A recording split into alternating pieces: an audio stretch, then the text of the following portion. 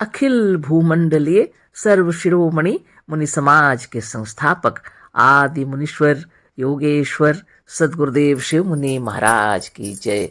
उपस्थित मुनि वृंद, साधु सज्जन वृंद, संत वृंद, साधक वृंद, आध्यात्म ज्ञान के जिज्ञासुओं और प्रेमियों, सभी श्रोता वृंद, आप सभी को मेरा कोटिशः नमन, सप्रेम जय जय।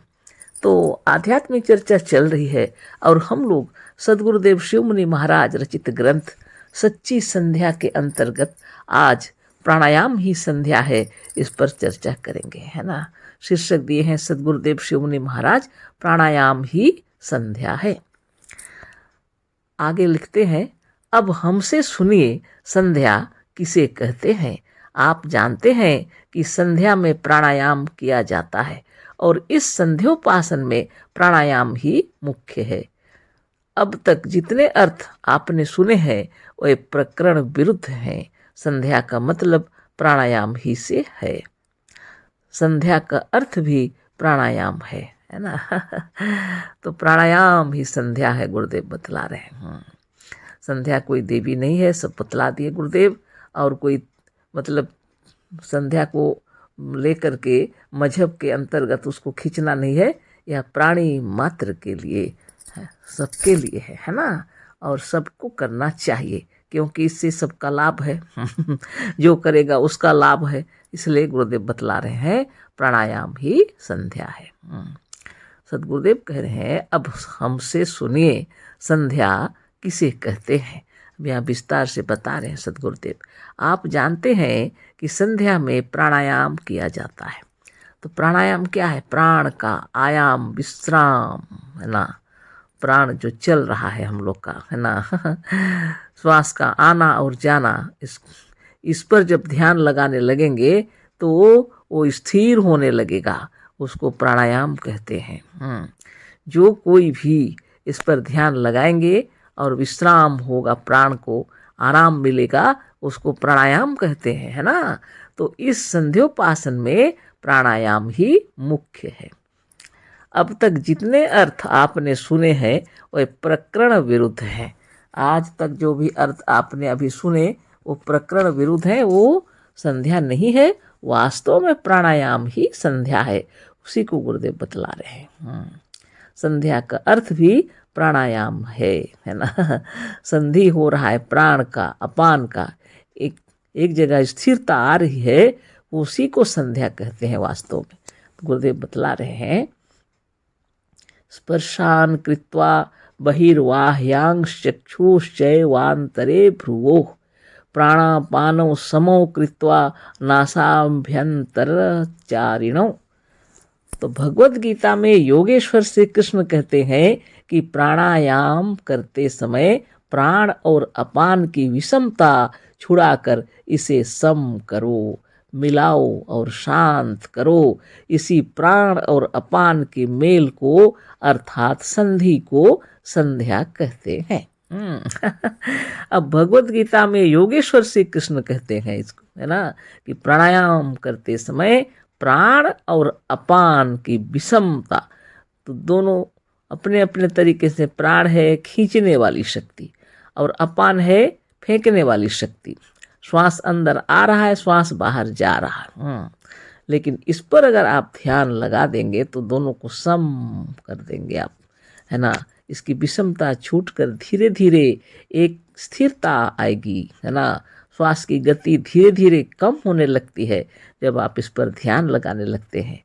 इसी प्राण पर ध्यान लगाते लगाते आप एकाग्र हो जाएंगे, है ना। इसी को प्राणायाम कहते हैं। इसमें प्राण का विश्राम होता है, प्राण की शांति मिलती है और बल बढ़ता है। प्राण बल, आत्मबल, मनोबल, ज्ञान बल, योग बल, सबसे बड़ा बल इससे बढ़ने लगता है। इससे जो कोई भी करेगा, इसमें कोई धर्म का सवाल नहीं है, आस्तिक नास्तिक का सवाल नहीं है। हिंदू, मुसलमान, सिख, ईसाई, जैन, बौद्ध, पारसी, जो कोई भी हो, मनुष्य आत्मा ही इसको करते हैं। और बाकी जीव जंतु को इस पर कोई ध्यान करने की आवश्यकता नहीं है, वो अपने में मस्त रहते हैं। लेकिन मनुष्य आत्मा को अपने आप में ध्यान लगाना चाहिए ताकि वह अपने आप को जान सके, है ना, और मोक्ष को प्राप्त करे। सच्चा ज्ञान प्राप्त करने के लिए इसका ध्यान करना पड़ेगा, ताकि प्राण और अपान में सम स्थिति आ जाए, है ना। गुरुदेव कह रहे हैं इसी को, और भगवद गीता का यहाँ उदाहरण भी दिए हुए हैं। स्पर्शान कृत्वा बहिर्वाह्यांश चक्षुश्चैवान्तरे भ्रुवो प्राणापानौ समो कृत्वा नासाभ्यंतरचारिणौ, ना, इसी को बता रहे हैं गुरुदेव। और सदगुरुदेव शिव मुनि महाराज सबको बतला भी दिए हैं कैसा करना चाहिए प्राण अपान का ध्यान, है ना। प्राणायाम मैंने कैसा करना चाहिए मुनियों को तो मालूम ही है, और सरल भाषा में यहाँ लिखे हैं, इसे सबको मालूम भी हो जाएगा। इसी प्राण और अपान के मेल को अर्थात संधि को संध्या कहते हैं। जो कोई ध्यान लगाएंगे और प्राण और अपान स्थिर होकर एक स्थान पर मिल जाएंगे, ऐसा लगेगा आपको, तो आप अपने ध्यान में मगन हो जाएंगे, है ना। गुरुदेव कहते हैं कि ऐसी स्थिति में शांति, परम शांति मिलती है ना, और प्राण का बल बढ़ जाता है। तो सदगुरुदेव शिव मुनि महाराज की जय ना। इसी प्राण और अपान की समता, शांति और मेल में जितनी देर तक चित्त लगाया जा सके उतनी देर संध्या की उपासना हुई, है ना, समझिए। तो इसमें अब कितना समय लगेगा यह तो आपके ऊपर निर्भर करता है, समय आपके ऊपर है। इस पर ध्यान लगाते लगाते, इस शांति का अनुभव करते हुए आप कितनी समय तक इसकी उपासना में लगे रहेंगे, यह तो आपके ऊपर निर्भर करता है ना। आप इसको समझ कह रहे हैं गुरुदेव। तो प्राण और अपान की समता, शांति और मेल में जितनी देर तक चित्त लगाया जा सके उतनी देर संध्या की उपासना हुई, समझिए। इसी साधन को संध्योपासन कहते हैं। वास्तव में इसी साधन को संध्योपासन कहते हैं ना। और बाकी जितने अर्थ लगाए गए हैं वे प्रकरण विरुद्ध होने से मानने योग्य नहीं है ना। तो घर घर में तो शाम होने से दीप जलाए जाते हैं मंत्रोच्चारण के साथ में, और वह माने उसको भी संध्या कहते हैं। उसी समय शाम के समय पैर हाथ धोकर और अच्छा से पवित्र होकर के दीप जला के ध्यान लगाते हैं, घर घर घुमाते हैं, संध्या उसको भी कहते हैं। तो सदगुरुदेव शिव मुनि महाराज की कृपा से हम लोग को यह ज्ञान हो गया कि आत्मा का ध्यान लगाने से आत्मज्ञान प्रज्वलित होता है।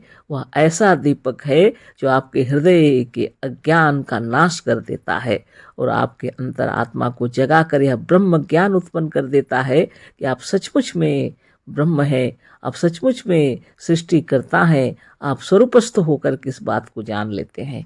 यह प्राणायाम की महिमा है ना।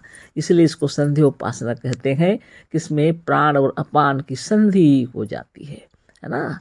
वास्तव में यहाँ पर आत्मज्ञान प्रज्वलित हो जाता है। तीर्थ कहे दीप भीतर जलाओ, मिला ही हुआ है भव दुख हारी।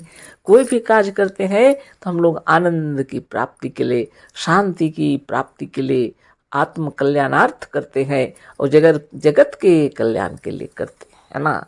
जब आप प्राणोपासन करेंगे तो आत्मज्ञान प्रज्वलित हो जाएगा, अज्ञान अंधकार नष्ट हो जाता है ना, और ज्ञान रूपी प्रकाश जगमगा उठता है ना। तब गुरुदेव की वाणी सचमुच में आपको याद आती है कि वास्तव में निरंजनो हम जगदीश्वरो हम। जब नित्य योगाभ्यास करेंगे और प्राणोपासना भी करेंगे तब आपके हृदय स्थल में यह ज्ञान उदय हो जाता है कि वास्तव में आप ब्रह्म हैं और जितने जीव हैं सभी ब्रह्म है। ईश्वर कोई है तो प्राण ही है, और इसी प्राण का जो ध्यान करते हैं इसको प्राणोपासना कहते हैं, है ना। अगर इसी को ईश्वरोपासना भी कहें, जैसे गुरुदेव इसलिए लिखे थे ईश्वरोपासना, है ना। प्राणोपासना एक ही बात है और कोई ईश्वर बाहर में नहीं है, यही ईश्वर है जो आपके भीतर है। और इस शरीर में जब वो रहते हैं तो प्राण और अपान, है ना, व्यान समान उदान पंच प्राण काज करने लगते हैं, है ना। तो त्रिकुटी स्थल से 16 अंगुल बाहर और 16 अंगुल भीतर प्राण अपान का कार्य चल रहा है। प्राण अपान व्यान समान उदान पंच प्राण से शरीर संचालित हो रहा है। और इसका आप जब ध्यान लगाने लगते हैं, केवल प्राण और अपान का मेल हो जाए तो इसे संधि कहते हैं। इससे प्राण को विश्राम और शांति मिलती है। जो कोई भी करेंगे तो शांति प्राप्त करेंगे। इसके लिए तो कुछ भी सोचना नहीं पड़ता है कि हम हिंदू हैं कि मुसलमान है ना। इसीलिए गुरुदेव लिखे हैं, यह किसी मजहब से मतलब नहीं है। आस्तिक नास्तिक व हर मजहब और मिल्लत के लोगों के लिए बराबर है।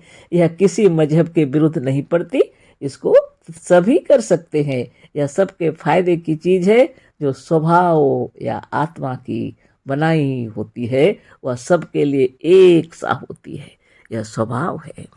जैसे ही आप प्राण का ध्यान लगाने लगेंगे, मन एकाग्र होने लगेगा, मन और प्राण स्थिर होने लगेंगे, है ना। और पंच प्राण स्थिर हो जाएंगे आपके, है ना। और मन आत्म ज्ञान से बहुत प्रोत हो जाएगा, है ना। इसी को करने के लिए कहा गया है। यह सबसे उत्तम है, यही है संध्या। इसी को आप सोच लीजिए विचार करके, यह क्या है ना। और फिर से हम पढ़ देते हैं। इसी प्राण और अपान की समता, शांति और मेल में जितनी देर तक चित्त लगाया जा सके उतनी देर संध्या की उपासना हुई समझिए। इसी साधन को संध्योपासन कहते हैं। और बाकी जितने अर्थ लगाए गए हैं वह प्रकरण विरुद्ध होने से मानने योग्य नहीं है। इस अर्थ को आस्तिक नास्तिक और प्रत्येक संप्रदाय या मजहब के लोग सहर्ष स्वीकार करेंगे और इसका लाभ जानकर सभी इसे नित्य करने का यत्न करेंगे। इस अर्थ में किसी का पक्षपात नहीं किया गया है। प्रकरण अनुसार जैसा अर्थ हो सकता है किया गया है। संध्या का मुख्य अंग प्राणायाम तो पहले से ही लोग मानते आए हैं, अतः प्राण और अपान की संधि ही संध्या है। इसी प्रकरण के अनुसार भी है ना। तो सबसे सुंदर बात मालूम हो गया। तो इससे क्या होता है, आयुष्मान हो जाएंगे आप। आपका शरीर का रोम रोम निर्मल और निरामय हो जाएगा, है ना। इसी में प्रज्वलित होता है योग अग्नि, है ना। एकाग्रता स्थिर शांत होकर के जब आप अपने स्वरूप का ध्यान करने लगते हैं, है ना। योगश्चित्त वृत्ति निरोध, है ना। चित्त की वृत्तियां जब स्थिर हो जाती हैं तब क्या होता है, तदा दृष्टु स्वरूपे अवस्थानम। तब दृष्टा साधक योगी अपने स्वरूप में स्थित हो जाता है। वह स्वयं जान लेता है कि वह परम सत्य है, चेतनमान है, आनंद स्वरूप है ना, सच्चिदानंद है, वह ब्रह्म है। और वह जब ब्रह्म यह ज्ञान हो जाता है तो जितने सभी जीव ब्रह्म है यह ज्ञान हो जाता है। प्राण ही ईश्वर है, इससे बढ़कर कोई ईश्वर नहीं है। और प्राण को ही आत्मा कहते हैं क्योंकि है अपना ही आप है ना। इस ब्रह्म को जानिए। इसी को बताने के लिए सद्गुरुदेव बराबर बताते रहे हैं और आए हैं, और यह लिखे भी हैं सच्ची संध्या ग्रंथ, और इसी के अंदर में यह चर्चा चल रही है। तो कल आगे चर्चा करेंगे संध्या की विधि, है ना। अशेष धन्यवाद, कोटिशः नमन, सप्रेम जय जीव। सद्गुरुदेव शिव मुनि महाराज की जय।